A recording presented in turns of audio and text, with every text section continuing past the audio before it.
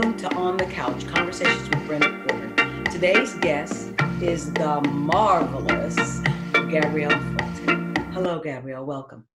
Hello. Yay. So I've known you for a long time. A really long time. Yeah, I'm very blessed, and I'm Yeah. so proud of you and all of the things that you have. I've seen you blossom, and it just makes my heart pitter patter. So, But I think, let's see, it's probably been 30 years. how could that be? I'm only 36. I know. I was a baby. I was a kid. And you were a kid that was interested and focused, and you've just gone on to do so many things. You write, you produce, you direct. You teach. So let's talk about some of those things. Okay.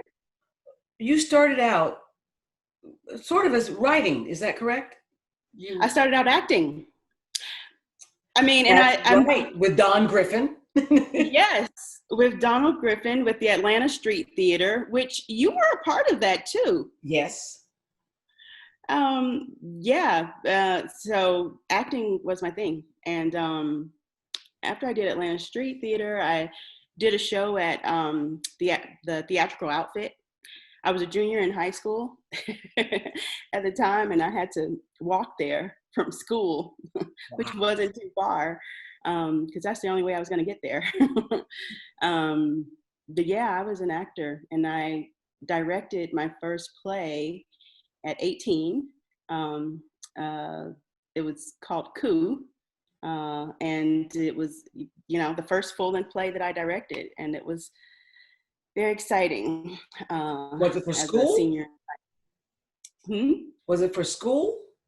Yeah, it was, the first time I think they had allowed a student to direct a school play at Grady High School. So that was fun. It was hard, but it was fun.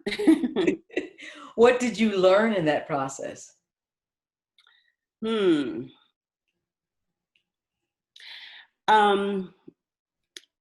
One of the things that I learned that has stuck with me over the years is to trust my collaborators. I remember giving my, I guess she's my drama teacher, a hard time. And I regret that so much. But I felt like I needed more help, and she really just kind of pushed me out there to do it on my own. And she was right to do that, And so I think as I move in, different channels, I always have a great trust for anyone that I'm working with. If I've brought them on, then, or if, the people that I am comfortable with have brought them on, then I really do value their opinions and, the ideas that they bring to the table. So you did your acting, you did your directing. Do you still act at all? I don't. Why? I don't. I don't know. I mean, I might. It's definitely been 20 years since I've been on a stage. My daughter was very young at that time. I just felt like I needed to focus, and I had always been someone who, had my hands in a lot of different things, like involved in, everything, related to theater, communications, drama, and that was very exciting. But I did have the tendency to get overwhelmed, and so and I wanted to be really good at something. I can't say that I have, actually toned down and focused on one thing only, but writing is, where I live. So that's my main goal. I think, it could happen, but Brenda, when you're young, it's like, I'll get out there, I'll do anything. And now I'm just like, I got a pimple. I'm not going. I'm like this kid. I'm not going. No, I'm not getting on camera looking like this. I gotta lose 50 pounds before I can. Yeah, I always said no way would I ever do any sort of surgery to make myself look younger. And now I get up and I go, oh, I've got these bags I never had. I have this wrinkle I never had. What's the sag here? I'm just like, yeah. It's like, what's these extra? What are the gray hairs on my chin? What's this? Right. It's like, yeah. Nobody talks about this. No. My teeth are changing. All things are happening. Exactly. Like, I'm not going out there. Like when you're young, you feel confident and all these things. And I get why people, do these things now, because audiences, like, critics, people are harsh, they really, analyze and scrutinize everything about you. So I feel for, people who are out there, that is the way they make their living, that is what their passion is, and they have to do it. And they have to be ready for all of the critical things that people have to say about them. So I get it. Yeah, it's just so hard. And if you happen to be one of those people that doesn't age as well naturally, you're just up a creek. But we've diversed. I want to talk about you and not about aging. So Okay. I don't want to talk about aging at all. So you have written since you have decided to focus and become very good at writing. You've written a lot. You've written for stage and you've written for television.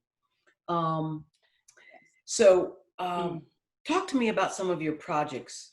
Talk to me first about some of your theater projects that you've written.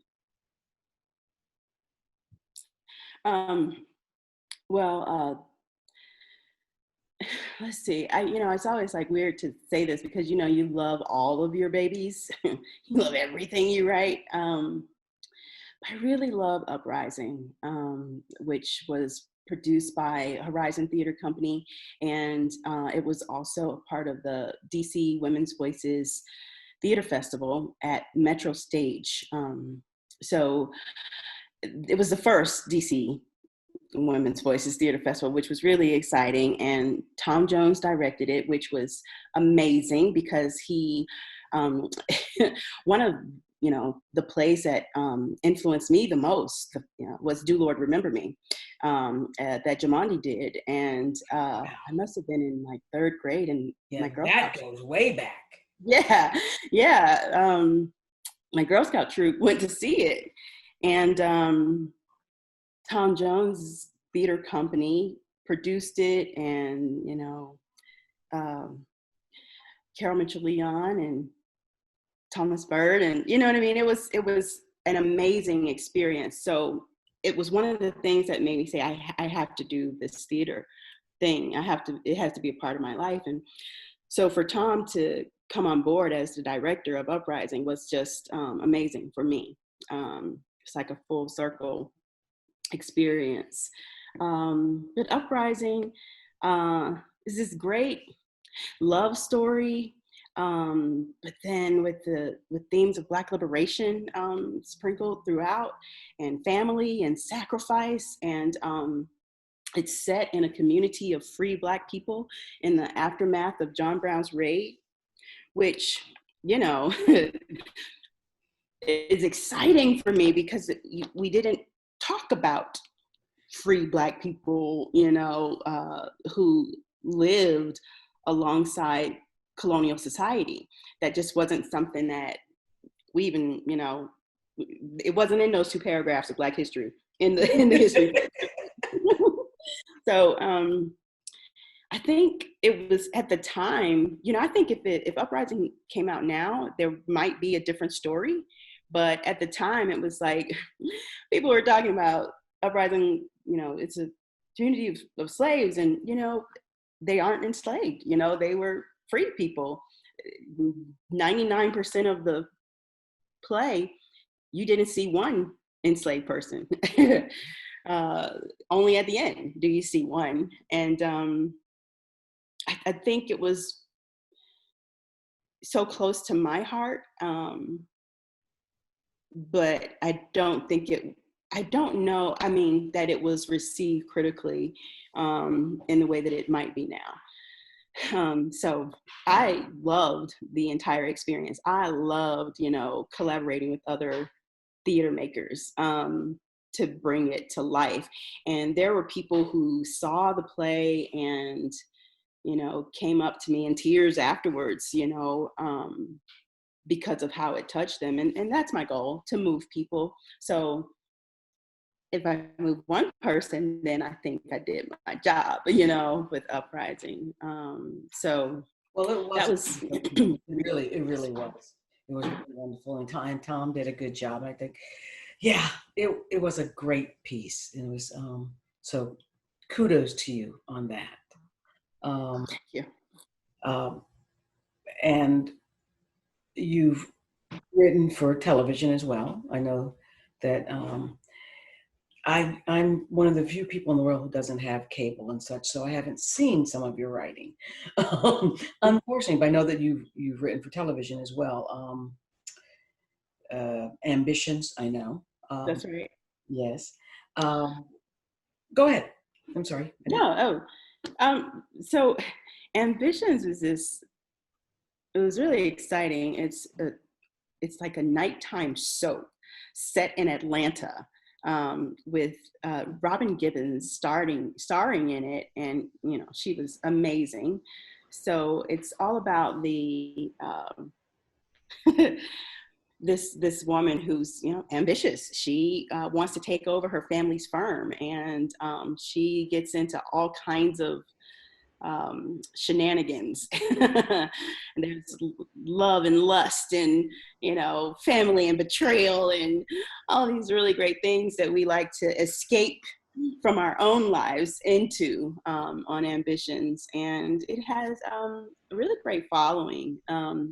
It was produced by Will Packer, and Will wanted to have a writer's room in Atlanta. And so I was lucky enough to have the opportunity to be a part of that. And Ambitious was on the Oprah Winfrey Network, and now you can check it out on Stars on demand if you're interested in it. But it was a great experience, because writing for television is very different than writing for the stage. And probably the biggest difference is the actual writing process. So with a play, I'm at home like I am now, at the computer, or going on walks and thinking about the characters, and they live with you for a long time, in a different sort of way. But with television, it's very fast, and it's a collaborative experience. You all write together, and you will get rewritten, which is not allowed in playwriting. But with TV writing, you have an idea and it's great, you think it's wonderful, but someone else may have a better idea, or there might be an idea that works with something that's going to happen down the line in the show. So your idea is nixed. And it's for the best, so you have to be okay with being rewritten regularly, okay with throwing out ideas constantly, and they may go nowhere. Which is So unlike the you really playwriting. have to let go of your ego. Absolutely. Wow. So, Absolutely. and the team of writers are usually how large? It could be anywhere from, I think it's typically 5 to 8 writers, but that does, vary. I think, comedy shows, comedy variety shows, especially, they have a lot more writers. Like Saturday Night Live, I think they have more than 15 writers on that show. I might be wrong about that, but yeah, comedy can tend to have more writers than dramas. Now, I love to collaborate. I really do. But 15 people write something just feels like overkill to me. It's like, kid, 3 or 4 can toss something into the pot. But if you put too many ingredients in the pot, it's just going to taste like mush. It needs to work. It seems to work. It worked out. Well, that's where the showrunner comes in, and showrunner has final say on what a thing is. So, yeah, it's been working, and it's fun. It's fun to collaborate because it does get lonely sitting at the computer by myself all the time. It's great to have people to throw ideas off of, and the pitching process can be a little scary, but once you get comfortable with it, it's good. I enjoyed it quite a lot. So after you've had that feedback and that throwing ideas off of people, and you come back to write a play at your computer, does that feel lonely? Or do the characters serve as your feedback? I don't know. It depends on the play. Some characters give more feedback than others. I've got one play, I'm just like, you guys are so quiet, and like, you're getting on my nerves. I need you to talk to me, I was like, and then there'll be these spurts of like, okay, this is what we're doing, you know what I mean? But in a lot of ways, it's nice to go back to playwriting. It's nice to go back to my own mind, and spend time. And like, I could think of, look, when I was writing Uprising, I could be with those people all day and not get bored, like, they were really interesting to me. So this other play, they're really quiet, and they've got lots of secrets. So and they don't want to tell you, do they? Tell me, I won't tell anybody. These folks, they're like, we're not interested in that. But so, yeah, it's like pulling teeth with them. But no, I do. I really enjoy the writing process. And, there's that saying that most writers like having written, as opposed to the writing process. But I do. I enjoy. I can spend an hour on a sentence. It's ridiculous. Gosh, that would drive me crazy. But it doesn't feel like an hour. It feels like, you just look up and you're just like, whoa, where did the time go? But that makes sense to me, because a director, a good director, usually enjoys the process of putting things together. And so your directorial talents have gone over into your writing, just that process thing. Well, for me, directing, I mean, I did that play in high school, and then I had, dabbled in directing in college as well. But with the film, I really became a director out of necessity. I didn't, and I didn't plan. I mean, it's the same with producing as well.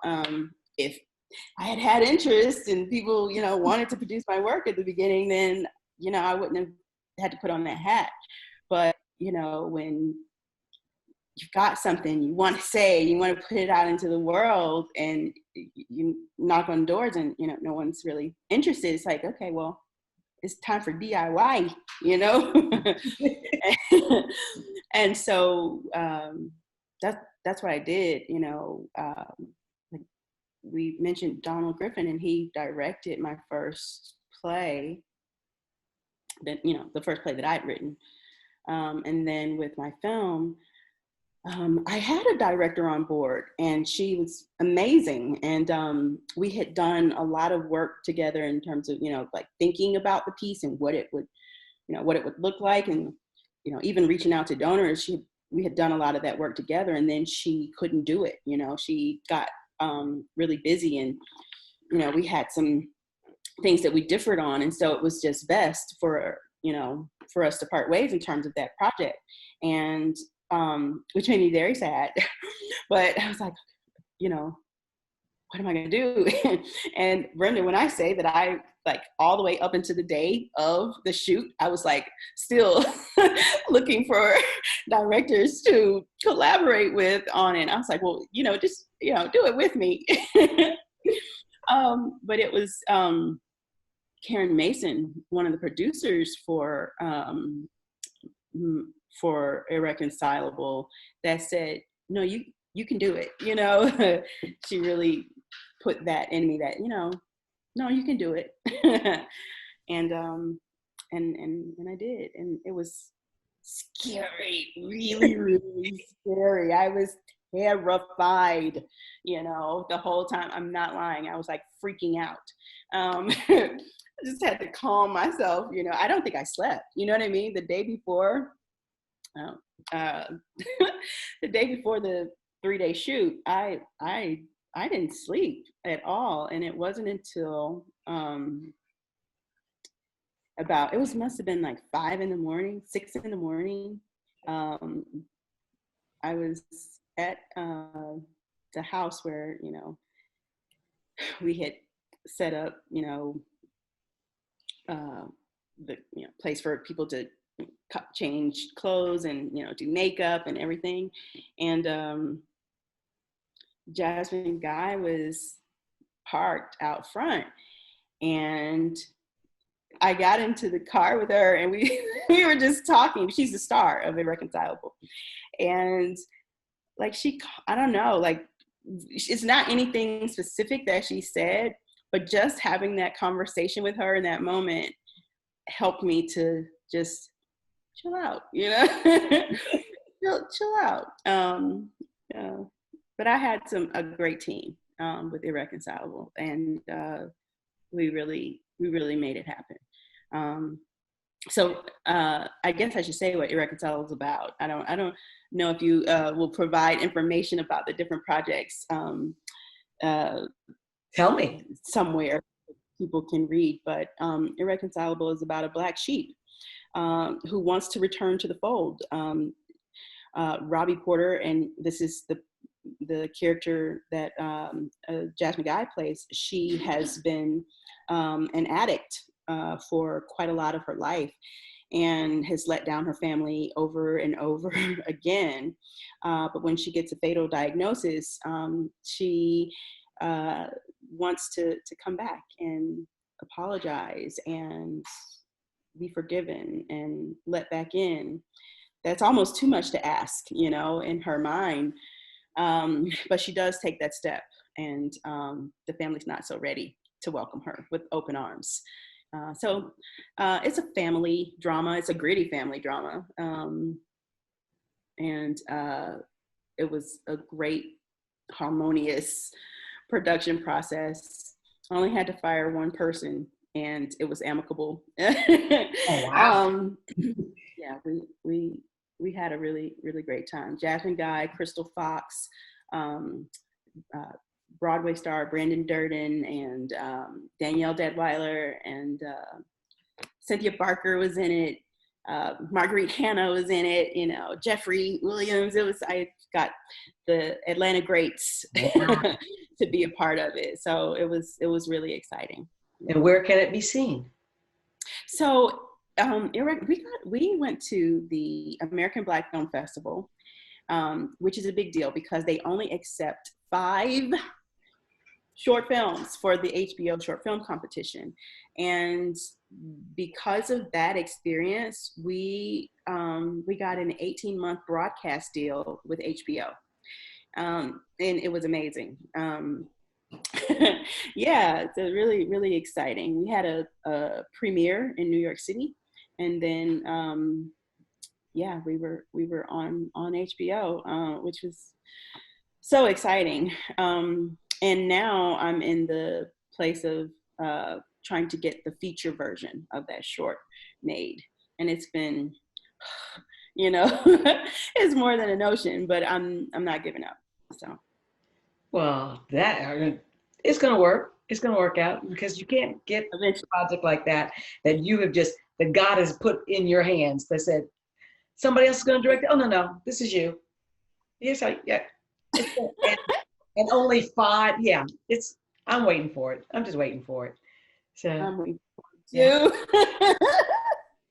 So how did that project differ for you and your and for you with that and say Afropunk?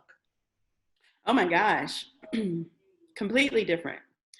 So Um, Afropunk is this amazing festival that takes place all over the globe. And it's a beautiful experience. It's all about inclusivity. And they're the latest, greatest alternative, very few pop, they really don't, have a lot of, pop artists. It's not about that. It's Afropunk, so people on the underground music scene who are phenomenal, but just not well known, um, get their voice on the stage. And so I was a part of the Atlanta unit for the documentary that Afropunk is putting together. I was a story producer for the Atlanta unit. I was just thinking about it yesterday, like, oh my God, that was so much fun. Like, because there are these musicians that I only knew one. And the only reason why I knew that one artist is because, because my daughter, she who loves like these people that I didn't know, but were amazing. Came to show out and show love, and yeah, I was there to be, front and center or backstage and interviewing them, and it was wonderful. So it's not, that's a situation where it's not your baby at all, but like Irreconcilable, you grab what you can get, you depend upon your eye to see what would be a great shot, or even in terms of looking at the crowd, who's doing something interesting, let's get the cameras over there.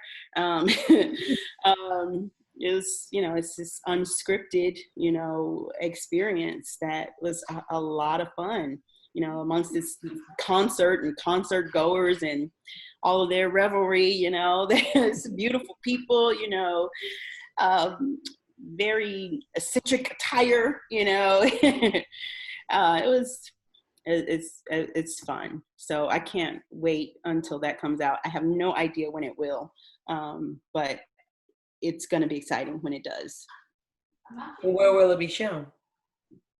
So I don't know for certain, but it's the kind of thing that you would probably see on a streamer, like a Netflix, a Hulu, or Amazon. It's that kind of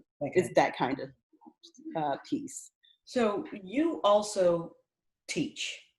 What kind of advice do you give to young writer, director, producer people? Okay, so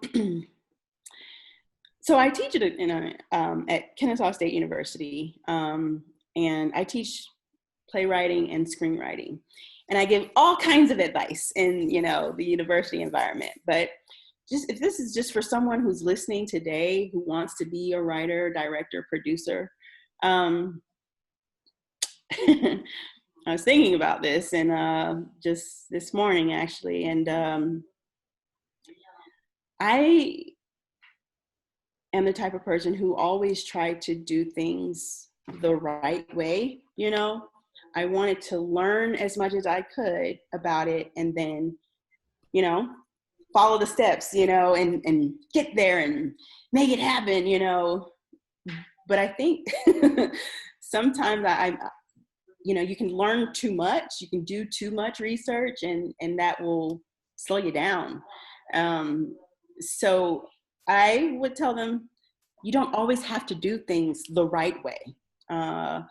You can do things your way, and figuring out your way is, the path of trial and error, and the path of being okay with not making something great right off the bat.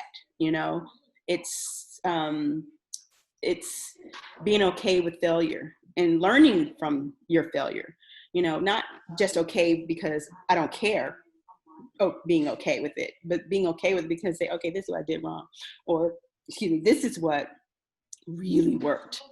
And figuring out how to incorporate those things that really work for you, to your process moving forward. That's what I would say. Don't be afraid to fail and learn from that failure, and keep going. That's the thing. I remember when I moved to New York City, there are all kinds of um, clubs, of course, and speakeasies, cabaret spots, and the New Yorican Poets Cafe was the spot for me and my friends. And you know, you we would go and there'd be someone there and at the open mic and have their little guitar and would be awful. Would be awful. But they kept going, and kept coming and going home and practicing and coming back and trying something new out on this open mic audience. And the next thing you know, they're playing with Janelle Monáe, next thing you know, they're playing with Beyonce. The next thing you know, it's, they have become what they were striving to be. And that's really inspiring to me, that growth. The growth mindset. And there's something about being persistent and that stick to itiveness. Yeah. And belief and desire. Oh my gosh.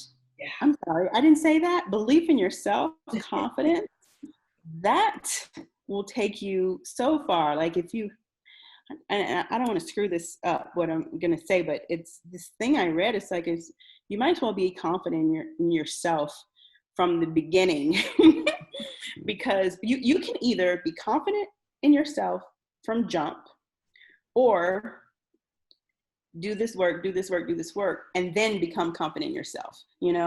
If you're confident in yourself from the jump, even if you're not great, you're confident and you're going to keep working. It feels better to just have the confidence off the rip. I'm not saying that I do that, Brenda. I'm not saying that I have a handle on that at all, because I do not. But there's something to it, there's something to say for it. I think it makes a difference. Speaking of my nephew, who you may hear in the background, I love listening to him. He's got his, there's all this gear for as this gaming gear, right? So he has headphones on, he has a microphone. So I don't even know if he can hear me right now, but he'll be talking on the games, or he'll be like, he edits these video games and he'll say things like, I am an editing god. He's 10. I'm like, I am a champion. Okay. He's like, he speak life, he's claiming it, it's like into existence. And my daughter just told me the other day, oh yeah, he spits out little editing pieces. He spits out 2 of them every day. I'm like, wow. If you're not an editing god when you start, if you're editing something and spitting out 2 pieces every day, you will be, eventually. A couple years, have him come talk to me. Well, I don't want child labor yet. Listen, he can hook you up, okay? I'm sure he can hook you up. Now, speaking of young people, you said you teach at Kennesaw, but you also teach at Clark, right? So I do not at this time teach at Clark Atlanta. I had a visiting, it's like a visiting professorship, like artist in residence. Like a visiting artist in residence with the Clark Atlanta Museum. And I started a play based on a work from that museum. And I did a reading of the work at the end of that residency. But I also taught screenwriting, intro screenwriting to students at Clark Atlanta. And I have to say, they were some of my favorite students. I really enjoyed them. And they all had all these things going on outside of class that were like super cool. Like, they had a vision, for their lives, and, for their careers. And that was, these are 19, 20, 21-year-olds. And I thought that was really remarkable. I enjoyed those students quite a lot at Clark Atlanta. Do you find a big difference in Kennesaw students and Clark Atlanta students? Um, so I do. I mean, all the students are African American at Clark Atlanta, and that for me, that felt great. You know, I really enjoyed. I really enjoyed that, and at Kennesaw, you know, it's I don't have a lot of diversity in the classroom. But you know, the class is a requirement. My screenwriting course is a requirement for it's a prerequisite for, you know, other courses. And so I get a lot of students who, you know, I mean, they're great in a lot of ways. A lot of them are great, and then a lot of them, you know, just need to do the class. I'm in the English department Oh, at Kennesaw. Yeah, versus at Clark Atlanta, it was, you know, uh, communications and performing arts. That so these students were, they already knew that's what they wanted to do. They already knew this was, you know, their thing. And you know, I think a lot of my Kennesaw students, you know, it's because it's within English, you know, as opposed to being in performing arts. I just think I get a different type of right. student there. And sometimes I'm able to, you know, reach some and grab them, and then, you know, the interest is sparked in terms of writing plays, or, you know, for television or film. And I have had um, quite a few students who have, you know, decided that they love this writing thing and have gone on to apply for grad school. I have one student who's actually, she's about to, you know, I had her as an undergrad, you know, worked with her, mentored her, and, you know, she's now in the master's in professional writing program at Kennesaw. She's about to finish. She's just won. She won a film a festival in I think it's the LA Film Festival. Her script won at that festival. She just got a new exciting acceptance into this other festival. She's, you know, the master's in professional writing is an MA program. She's thinking about doing an MFA program. So there is the opportunity to impact students who may not have even considered screenwriting at Kennesaw, and that is exciting to me. Before we close out, tell me what projects you're working on now. Mm. Okay. So I'm working with Out of Hand Theater Company right now. I just in April I did the first online equitable dinner, and that was really exciting.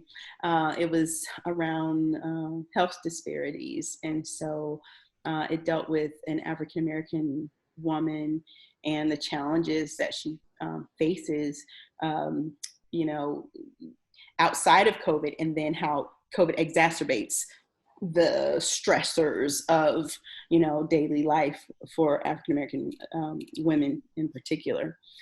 I did that. That was, you know, phenomenal. And then they asked me to come on board this other project, which is sponsored by the Georgia Attorney General's office, the Georgia Department of Education, and some other stakeholder organizations. And the play is about sex exploitation of minors. And it's a really, it was a difficult subject to research. And we did interviews with people, and just hearing the stories, or as you might imagine, quite, you know, tragic in a lot of ways. And but then there's stories of resilience, you know. And so I've been writing this play with the wonderful Lee Osorio, that is going to be rolled out to all Georgia middle and high schools.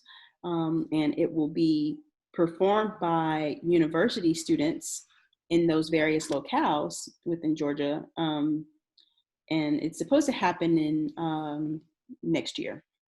So I've been working on that. But That's because amazing. of the pandemic, Very exciting. exciting and important. And because of the pandemic, not knowing what's going to happen next year, we are considering shooting a short film version of this play. So that's fun. And I just got a commission to do a play for True Colors Theater Company. And that would be for next year as well. And it is something that would be rolled out online as well. And then this is very early in the works. I've been working with Jessica B. Harris, who's an amazing African-American food historian. But she's written this book called Vintage Postcards of the African World. And so she's a postcard collector. And this is her collection that she got published. And the photos are amazing. So you see these, Black people, throughout history, that are, commemorated in postcards, doing different things like fishing or drumming or, it's from all over the world. Well, Dr. Harris is going to have a talk at the Smithsonian's National Museum of African American History and Culture. And so I'm writing monologues based on some of her postcards that are going to be, and we're going to present those monologues at the Smithsonian's National Museum of African American History and Culture. So wow. I'm excited about that. Wow. I wish you the best on your next projects. Yeah, come back. And for my audience out there, please make sure that you check out all of our conversations on the couch. And I will see you next time. That's right. Thank you, Brenda. Thank you.